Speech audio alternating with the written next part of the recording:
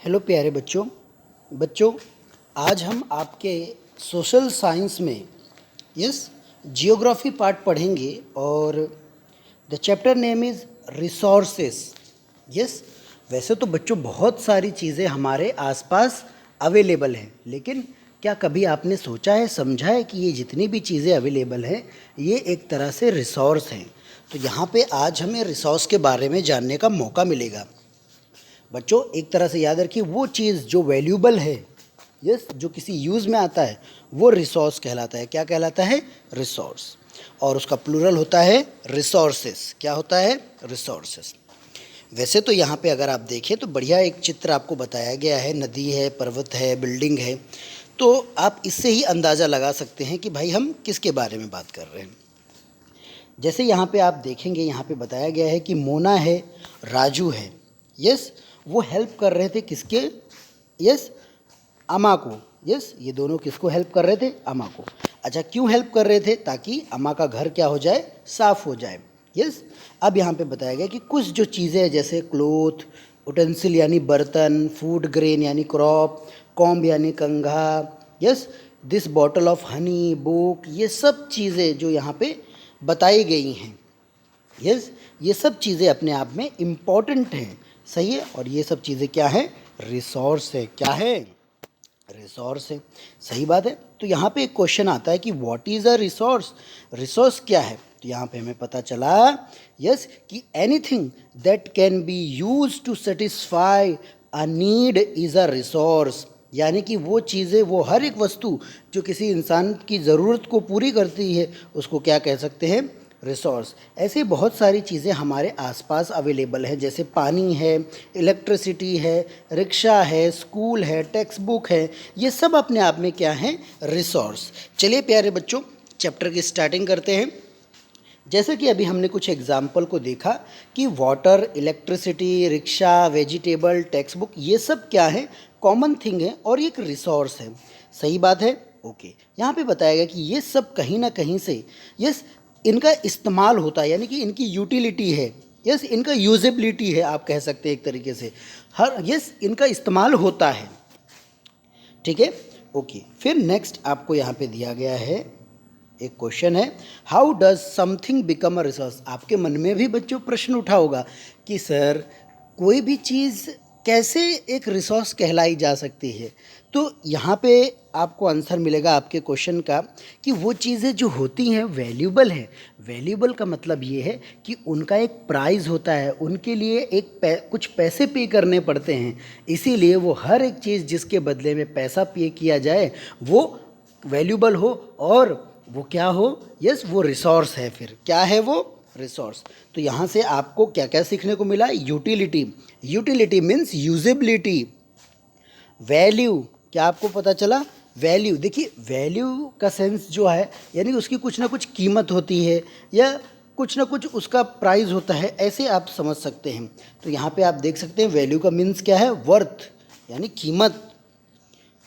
ऐसे ही आगे आपको दिया गया है कि कुछ जो रिसोर्स होते हैं बच्चों, ठीक है, उनकी इकोनॉमिक वैल्यू होती है और कुछ की नहीं होती है।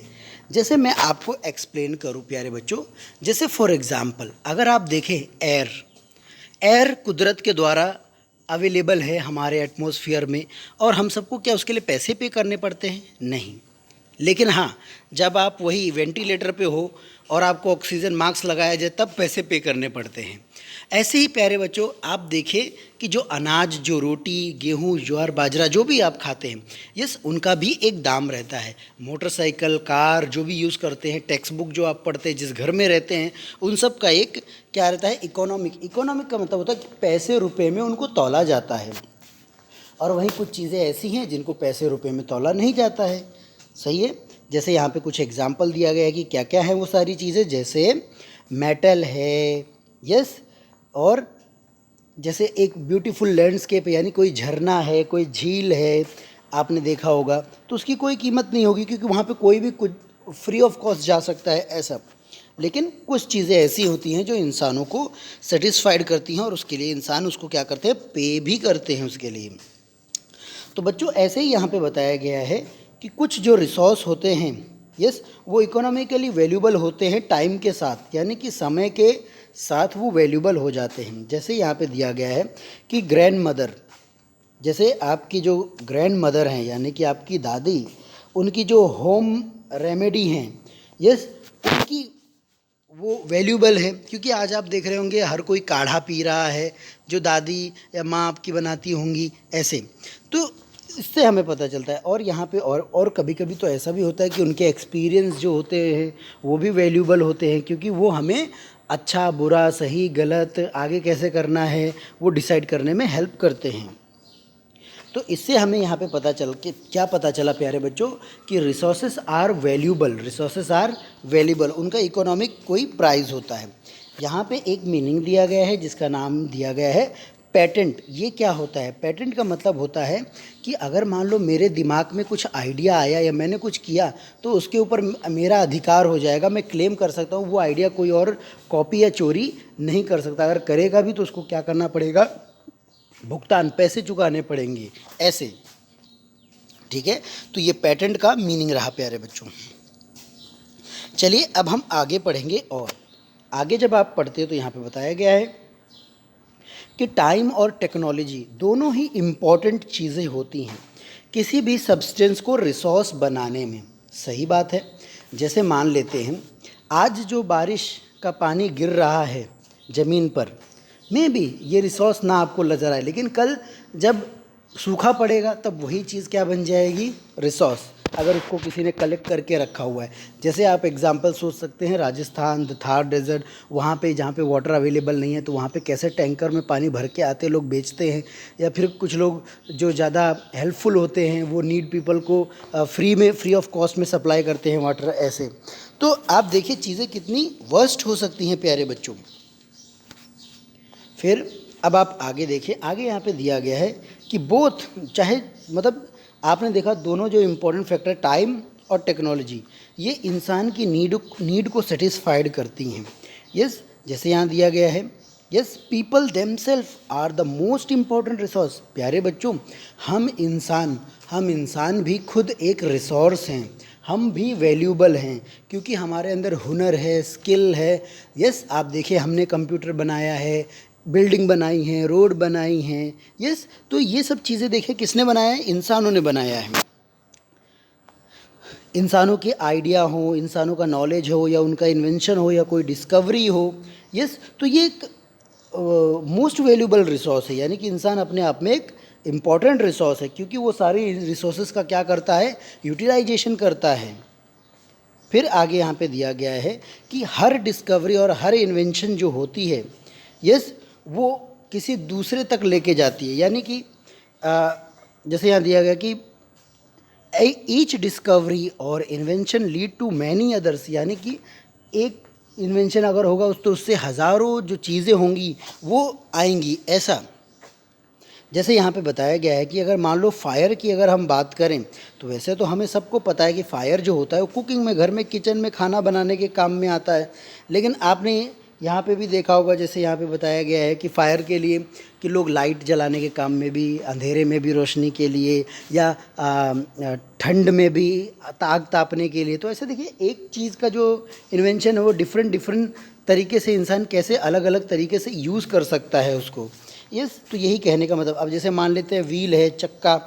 यस, तो आप देखेंगे यहाँ पे जो व्हील होता है तो व्हील हमें पता है कि किस लिए होता है। यस, तो देखेंगे आज गाड़ी में भी व्हील लग रहा है, छोटी छोटी जो मशीन बन रही है उनमें भी व्हील लग रहे हैं। तो ऐसे डिफरेंट जो चीज़ें हैं वो व्हील से बनी हैं। तो आप देखेंगे कि आगे और भी उसका डेवलपमेंट छुपा हुआ है। यस, इसीलिए कहा गया है, जैसे आप टेक्नोलॉजी के मैटर पे आप देख लें कि hydro electricity. Yes, hydro electricity वही है जो पानी से जनरेट होती है, बनती है। तो देखेंगे उसका भी कितना वैल्यूबल है। तो वो भी एक इम्पॉर्टेंट रिसोर्स है, क्योंकि हम सब के घर में यस जो भी tube light, TV, yes fridge, microwave oven, जो भी चीज़ें हैं चलाने के लिए हमें ये इलेक्ट्रिसिटी चाहिए ही। अब हम आगे बात करेंगे प्यारे बच्चों टाइप ऑफ रिसोर्स की। वैसे यहाँ पे कुछ पिक्चर्स दिए गए हैं जिसका हम चलिए थोड़ा समझ लेते हैं। जैसे यहाँ पे आप देख सकते हैं एक मम्मी है और एक यहाँ पे दिया गया है बच्चा है। तो यहाँ पे दिया गया है एक बेटी है। Yes, a very valuable one, माँ के लिए एक बच्ची सबसे ज़्यादा कीमती होती है। ऐसे ही यहाँ पे बच्ची क्या बता रही, I am also a resource too, यानी कि बच्ची भी अपने आप में क्या है, रिसोर्स। वाकई में प्यारे बच्चों। और इसके साथ में एक मीनिंग दी गई है टेक्नोलॉजी। टेक्नोलॉजी का मतलब क्या होता है, यस यहाँ पे बताया गया है कि it is the application of latest knowledge and skill in doing और मेकिंग थिंग, यानी कि चीज़ों को कैसे क्या करना है तो उसमें जो नॉलेज लगता है, जो स्किल लगता है, वो कहलाता है टेक्नोलॉजी। यस, अब हम प्यारे बच्चों आगे बढ़ेंगे। आगे आपको टाइप ऑफ रिसोर्स बताया गया है। जब आप टाइप ऑफ रिसोर्स पढ़ते हैं तो यहाँ पे सबसे पहला जो रिसोर्स आता है वो आता है नेचुरल रिसोर्स। कौन सा रिसोर्स आता है, नेचुरल रिसोर्स आता है।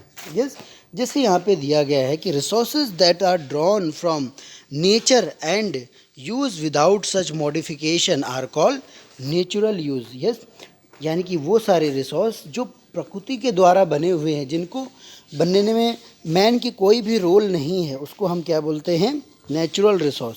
इसके एग्जाम्पल क्या हैं, जैसे हवा, पानी, रिवर, लेक, सॉइल, मिनरल, ये सब अपने आप में नेचुरल रिसोर्स हैं। यस, ऐसे यहाँ पे बताया गया कि और भी बहुत सारे रिसोर्स ऐसे हैं जो फ्री गिफ्ट ऑफ नेचर हैं, जिनको भगवान ने बनाया है और भगवान के द्वारा इंसान के पास फ्री ऑफ कॉस्ट में अवेलेबल हैं और इंसान इसको यूज़ भी करता है। यस, अब यहाँ पे कुछ बताया गया, कुछ केसेस हैं जिसमें टूल्स हैं, टेक्नोलॉजी हैं, वो भी ज़रूरी हैं। यस, तो अब यहाँ पे देखेंगे टूल्स और टेक्नोलॉजी हैं। यस, वो टेक्नोलॉजी और टूल्स की मदद से इंसान क्या करता है, नेचर से यस जो रिसोर्स होते हैं वो एक्सट्रैक्ट करता है, वहाँ से लाता है और डिफरेंट लोगों को इकोनॉमिक वैल्यू में बना के बेचता है और अपनी जो नीड है वो सेटिस्फाइड करता है, ऐसा है। तो बच्चों ये था, हमने नेचुरल रिसोर्स के बारे में पढ़ा कि resource which is drawn from the nature without you modification are called natural resources, और उसके एग्जाम्पल देखिए। अब हम आगे पढ़ेंगे नेचुरल रिसोर्स कितने टाइप में क्लासीफाई हो सकते हैं। तो हमें पता होना चाहिए कि नेचुरल रिसोर्स 2 टाइप में क्लासीफाई होते हैं, एक है रिन्यूएबल और दूसरा है नॉन रिन्यूएबल। रिन्यूएबल का मतलब होता है वो सारी चीज़ें जो कभी भी नष्ट नहीं हो सकती या कभी भी ख़त्म नहीं होंगी, जैसे एयर है, विंड है, वाटर है, ये सोलर एनर्जी है, ऐसे। अब जैसे पेट्रोल, गैस, इनकी मैं बात करूं तो ये एग्जॉस्ट हो सकते हैं, ये नॉन रिन्यूएबल हैं। ऐसे ही वुड भी नॉन रिन्यूएबल है। यस, तो ये बच्चों रिन्यूएबल और नॉन रिन्यूएबल का मीनिंग आप समझ गए अच्छे से। चलिए तो फिर अब हम आगे पढ़ेंगे कि भाई रिन्यूएबल रिसोर्स क्या होते हैं। वैसे तो यहाँ पे बताया गया है और हमने भी देख लिया है कि इसका मतलब ये होता है कि ये रिसोर्स जो हैं अपने आप रिन्यूड हो जाते हैं, यानी वापस आ जाते हैं, बन जाते हैं, क्रिएट हो जाते हैं। यस, ऐसा बताया गया है और अल्टीमेट मात्रा में अवेलेबल रहते हैं। यस, और ह्यूमन की एक्टिविटी, यानी कि हम इंसान जो भी कार्य करें वो कार्य की वजह से इस रिसोर्स को कोई भी अफेक्ट नहीं होता है, वो नुकसान नहीं होता है। तो उसके कुछ एग्जांपल दिए गए, सोलर है, विंड है। यस, ये सब चीज़ें यहाँ पे आपको बताई गई हैं। यस, ये सब अनलिमिटेड अवेलेबल हैं और ये सब नेचुरल रिसोर्स हैं और रिन्यूएबल भी। अब हम बात करेंगे नॉन रिन्यूएबल रिसोर्स के बारे में। तो यहाँ पे बताया गया कि वो सारी चीज़ें जो लिमिटेड हैं और इंसान की एक्टिविटी की वजह से वो ख़त्म हो जाती हैं, या फिर आप सब बोल सकते हो कि कुछ समय के लिए अवेलेबल रह गई हैं, जैसे पेट्रोल है, कोल है, ये सब चीज़ें जो होती हैं, वुड हैं, लकड़ी हैं, ऐसा। तो ये सब चीज़ें जो होती हैं वो नॉन रिन्यूएबल रिसोर्स में आती हैं। ये रिन्यूड नहीं हो पाती हैं या तो फिर रिपल्शनेड नहीं हो पाती हैं। तो बच्चों ये तो हमने पढ़ा किसके बारे में, renewable resource and non renewable resource के बारे में, और उसके कुछ एग्जाम्पल को भी हमने समझा। यस, जैसे कोल, पेट्रोलियम, गैस, यस ये सब चीज़ें हैं। अब हम प्यारे बच्चों आगे थोड़ा और बढ़ेंगे और अब हम यहाँ पे पढ़ेंगे distribution of natural resource. Yes, यहाँ पे देखेंगे तो जो डिस्ट्रीब्यूशन है, यानी कि आपको भी ये बहुत अच्छा लगता होगा, जानने के लिए उत्साह होता होगा कि सर ये रिसोर्स यहीं क्यों मिलता है, ये रिसोर्स यहीं क्यों मिलता है। कुछ रिसोर्स वाटर में मिलते हैं, कुछ रिसोर्स हमें किसी फॉरेस्ट में मिलते हैं, कुछ रिसोर्स हमें कहीं रॉक के बीच में मिलते हैं, तो ऐसा क्यों सर। यस, तो यहाँ पे बताया गया है कि रिसोर्स का जो बनना है वो डिपेंड करता है कि रिसोर्स कौन सी जगह पे बन रहे हैं।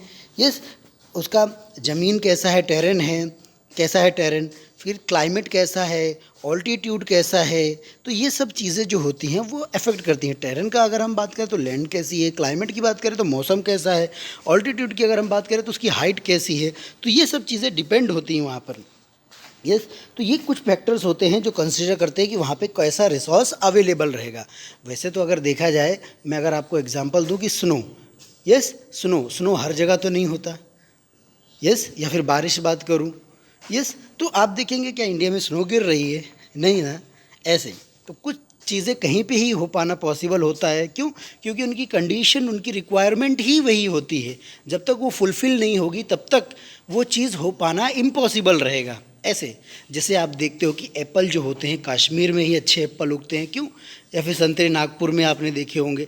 तो उनके लिए जो सॉइल है, जो क्लाइमेट है वो फेवरेबल है, इसीलिए वो वहाँ पे उगते हैं। यस चलिए बच्चों, अब हम आगे बढ़ेंगे। आगे हम बात करेंगे ह्यूमन मेड रिसोर्स के बारे में।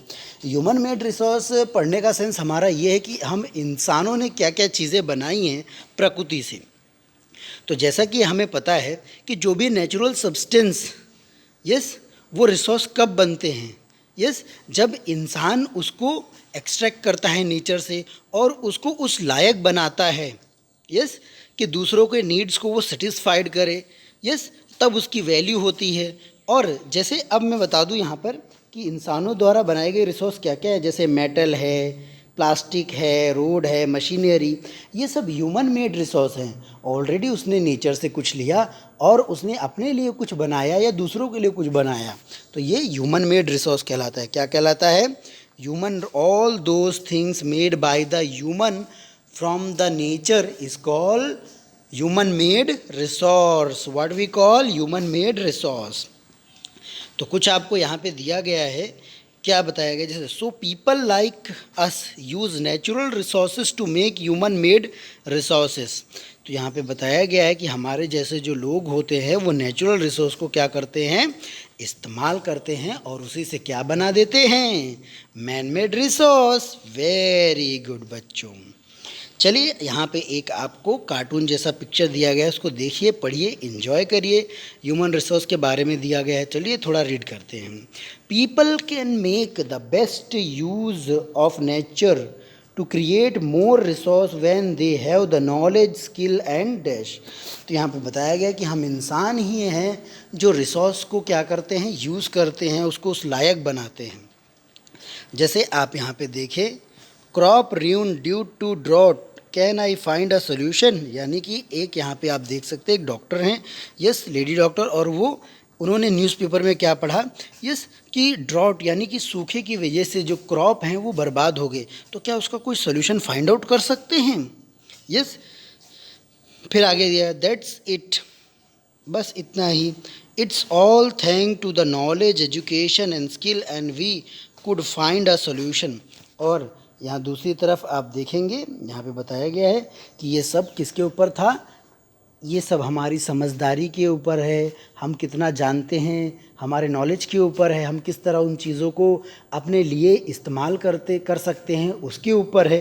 तो ऐसे आप देख, तो हमने इसमें क्या पढ़ा, हमें बस इतना ही समझ में आया कि मैन मेड रिसोर्स क्या होते हैं और इंसान कैसे प्रकृति यानी कि नेचर को एक्सप्लॉइट करके, एक्सट्रैक्ट करके वो जो रिसोर्स बनाता है उसको मैन मेड रिसोर्स बोलते हैं। और मैन मेड रिसोर्स के एग्जांपल क्या हैं, रोड है, ट्रक है, बिल्डिंग है, यस ये सब चीज़ें हैं। फिर हमने देखा कि इंसान अपने नॉलेज और स्किल की वजह से वो किसी भी रिसोर्स को, किसी भी चीज़ को रिसोर्स में कन्वर्ट कर सकता है। यस और भूलना नहीं बच्चों, इंसान खुद भी क्या है, एक रिसोर्स है। ओके तो यहाँ पे कुछ दिया गया है, अगर आपको पढ़ना है तो आप पढ़ सकते हैं। Do you know me, human resource के बारे में एग्जाम में क्वेश्चन आ सकता है, इसको ध्यान से पढ़ें। Human resource refers to the number and abilities and of the people. Yes इसका मतलब क्या है, ह्यूमन रिसोर्स में क्या होता है, एबिलिटी होती, क्षमता होती है, यस कुछ कार्य करने की, ऐसे तो वो ह्यूमन रिसोर्स है।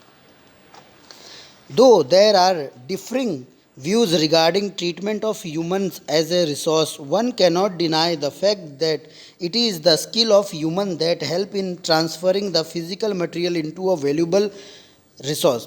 वैसे तो इंसान को रिसोर्स कोई समझ भी सकता है, कोई नहीं भी समझ सकता है। इसका मैं एग्जांपल बताता हूँ।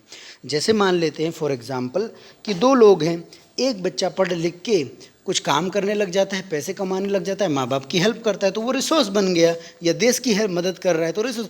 दूसरा बच्चा पढ़ाई नहीं करता, कुछ आगे चल के बना नहीं, कहीं पे काम भी नहीं कर रहा है, घर में पड़ा रहता है खाली, यस, जो मम्मी पापा देते वही खाता रहता है और कोई दूसरा एक्स्ट्रा वर्क या काम करता नहीं है, तो वो क्या रिसोर्स कहलाएगा? नहीं प्यारे बच्चों, वो बच्चा रिसोर्स नहीं कहलाएगा, वो बच्चा लाइबिलिटी कहलाएगा। जो बच्चा रिसोर्स है वो एसेट है। तो बच्चों ये तो बड़ा मज़ा आया आपका चैप्टर पढ़ के, हमने इसमें रिसोर्सेज के बारे में जाना और समझा। अब हम थोड़ा और देखते हैं कि और आगे हमें रिसोर्स के बारे में क्या दिया गया है।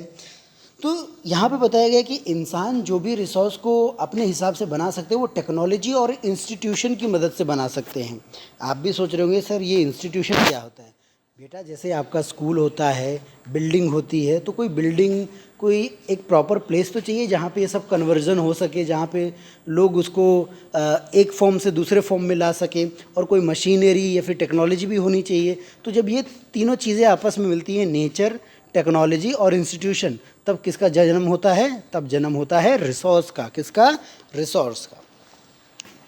चलिए तो इसी बात पे अब हम आगे बढ़ते हैं। इसीलिए यहाँ पे बताया गया कि ह्यूमन जो है अपने आप में एक स्पेशल रिसोर्स है। भूलिएगा नहीं प्यारे बच्चों। यस, ह्यूमन क्या है? अपने आप में स्पेशल रिसोर्स। यस, तो ह्यूमन रिसोर्स है। People are human resource. जो लोग हैं वो क्या हैं? रिसोर्स है। वैसे तो देखा जाए एजुकेशन, हेल्थ या ट्रेनिंग, यस, ये वैल्यूबल हैं, क्योंकि हम जब कभी भी किसी इंसान को पहले तो हेल्थ फैसिलिटी, हेल्थ केयर देते हैं, उसको एजुकेशन देते हैं, उसको ट्रेनिंग देते हैं, यस, तो वो आगे चल के क्या होता है? वो इंसान, यस, वो इंसान एसेट बन जाता है। एसेट यानी कि इन टर्म ऑफ मनी में उसकी कंपैरिजन होने लग जाती है। यस, वो सैलरी अच्छा कमाता है या कमाती है, अच्छा जॉब करते हैं, देश को सर्व कर रहे हैं, सर्विस दे रहे हैं, ऐसे। तो यहाँ पे आप देखेंगे कि ये इन्वेस्टमेंट थे जिसके बारे में हमने बात किया कि अगर किसी भी इंसान के ऊपर ये तीन चीज़ों का इन्वेस्टमेंट कर दिया जाए, यस, किसका? हेल्थ केयर का, एजुकेशन का और ट्रेनिंग का, तो वो इंसान आगे चल के देश के लिए, अपने घर के लिए क्या बन सकता है? एक रिसोर्स। क्या बन सकता है? एक एसेट बन सकता है। ओके, और इससे क्या होगा? ह्यूमन समाज जो होगा, ह्यूमन बीइंग, वो डेवलप होगा। क्या होगा? डेवलप। अगर ये तीनों चीज़ मिसिंग हो जाए तो जस्ट उसका क्या होगा? ऑपोजिट होगा। यस, चलिए प्यारे बच्चों अब हम आगे पढ़ेंगे। आगे मैं यहाँ पे आपको एक मीनिंग बताऊँगा, सस्टेनेबल डेवलपमेंट। सस्टेनेबल डेवलपमेंट का मतलब क्या होता है प्यारे बच्चों? यस, कि आज जो भी प्रेजेंट में चीज़ें हमारे पास हैं, हमें उनको नुकसान नहीं पहुंचाना है। वो हमारे नेक्स्ट जनरेशन तक, फ्यूचर तक वो एग्जिट रहनी चाहिए, यानी कि अवेलेबल रहनी चाहिए। यस, तो बिना नुकसान पहुंचाए रिसोर्स को हम यूज़ करें। जैसे पानी है ना, जब आप ब्रश करते हो तो टैप यानी कि नल खुला छोड़ देते हो तो अच्छी बात नहीं है। जितना ज़रूरत हो बकेट या फिर मग में पानी लेके आप करो या ग्लास में लेके करो, लेकिन आप टैप खुला छोड़ देते हो तो आप देखिए, अगर आप मान लो इतना पानी को बर्बाद करोगे तो water will be deplete, and one day will come जब पानी के लिए भी इंसान क्या करेगा? सर्वाइव करेगा। यस, मुश्किल हो जाएगी इंसान का रहना इस अर्थ पे। तो ये था सस्टेनेबल डेवलपमेंट का मतलब। अब हम प्यारे बच्चों आगे बढ़ेंगे और आगे जो हमारा नेक्स्ट टाइटल यहाँ पे है वो है कंजर्विंग रिसोर्स। कंजर्विंग रिसोर्स से हमारा मतलब क्या है? कि हमें रिसोर्स को कैसे बचाना है वो समझना होगा। यस, अगर हमने नहीं समझा और रिसोर्स को नहीं बचाया तो हमारी जो फ्यूचर है, जनरेशन है, वो खतरे में आ जाएगी। ओके, तो ऐसा ही यहाँ पे एक अच्छा कन्वर्सेशन है। चलिए उसके बारे में पढ़ते हैं। तो यहाँ पे बताया गया है कि मोना को रात में एक सपना आया। क्या आया मोना को? Nightmare. She dreamed that all the water on the earth had dried up and all the trees cut down. देखिए, पूरा पानी सूख गया और पेड़ एक भी नहीं बचे, सब काट दिए गए। देयर वॉज नो शेड, कोई भी छाया देने वाला पेड़ नहीं था। नथिंग टू ईट और ड्रिंक, खाने पीने के लिए भी कुछ भी नहीं था। अब बताइए क्या होगा? People were suffering and roaming around desperately looking for food and shade. लोग चिंतित हैं, व्याकुल हैं, यस, पेड़ की छाया और खाने के लिए।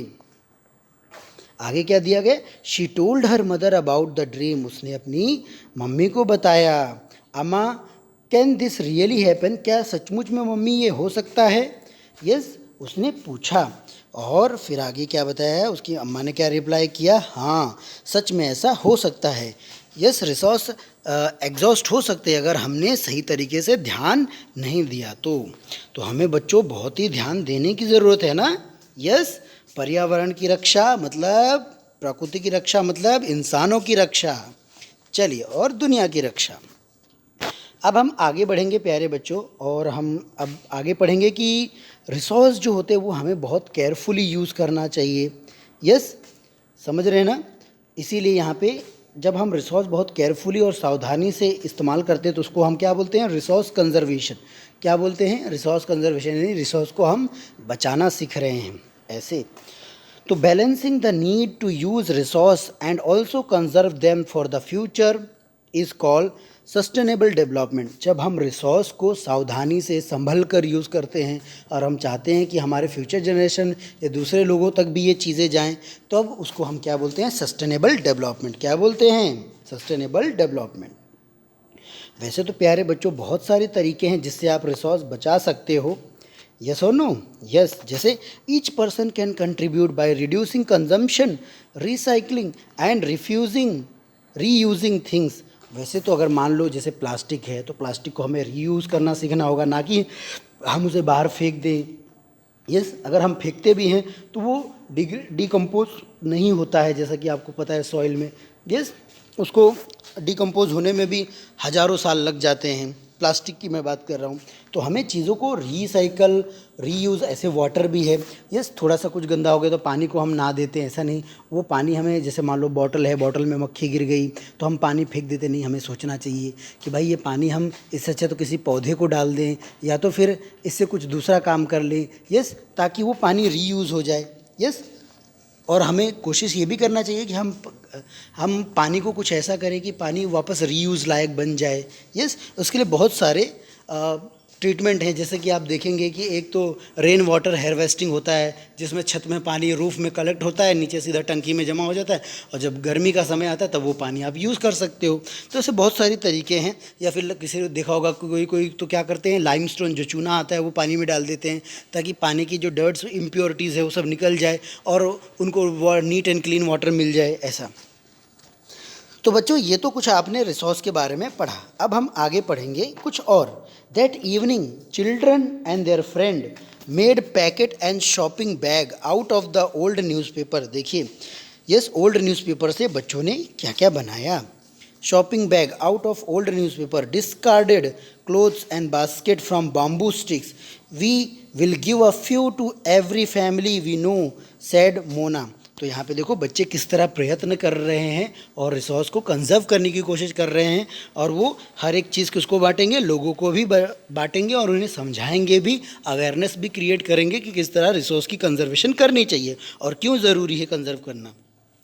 After all it is for a very good cause, yes, said Mustafa. Mustafa नाम के लड़के ने क्या कहा, यस, इसके पीछे तो अच्छी वजह है इसके लिए, to save our resources and to keep our earth alive. Resources को बचाओ और यस, हमारे रिसोर्सेज को अगर हम सही तरीके से यूज़ करेंगे तो क्या होगा, हमारा जो अर्थ है वो मुस्कुराएगा, वो जिएगा।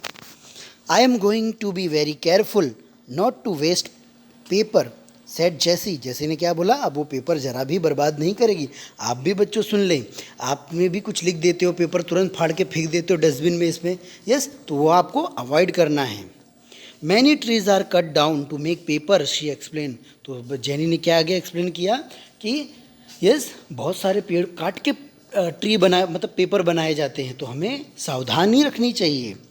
आई will see that electricity is not waste in my house, shouted Mustafa. Electricity is come from the water and the coal. तो इलेक्ट्रिसिटी किससे बनती है, वाटर और कोल से। इसीलिए हमें कभी भी पंखा, लाइट, ट्यूबलाइट यस बिना वजह का चालू नहीं छोड़ना चाहिए। ओके बच्चों, तो बच्चों इतना कुछ तो आपको इस चैप्टर में पढ़ने को मिला। लास्ट में क्या बताया गया है, यस, आई विल, क्या बताया गया है, I will make sure that water is not wasted at home, said Asha. Every drop of water is precious यानी कि बहुत ही वैल्यूबल। फिर together we can make a difference, yes chose the children. उसके बाद बच्चे क्या बोलते हैं, हम साथ में मिलके बहुत कुछ कर सकते हैं, और बच्चे फिर काम करने के लिए आगे निकल पड़ते हैं। These are some of the things Mona, Raju and their friend deeds. कुछ काम उन्होंने किया।